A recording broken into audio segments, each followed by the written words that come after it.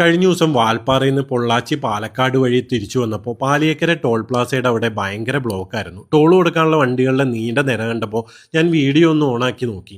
3:38 വൈകുന്നേരം ആ ബ്ലോക്കിൽ പെട്ട ഞങ്ങൾ 3:46 അതായത് 8 മിനിറ്റിന് ശേഷമാണ് ടോൾ കൊടുത്ത് പുറത്തേക്ക് ഇറങ്ങിയത്.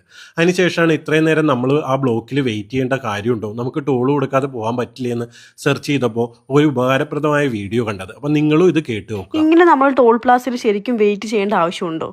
നാഷണൽ ഹൈവേ അതോറിറ്റി ഓഫ് ഇന്ത്യയുടെ മാർഗനിർദ്ദേശ പ്രകാരം ടോൾ പ്ലാസകളിൽ നമ്മൾ വാഹനവുമായി 10 സെക്കൻഡിൽ കൂടുതൽ വെയിറ്റ് ചെയ്യേണ്ട ആവശ്യമില്ല.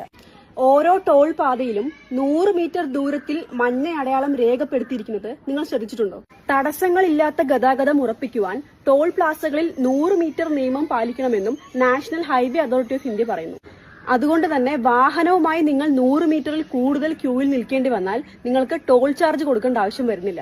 എന്തെങ്കിലും കാരണങ്ങൾ കൊണ്ട്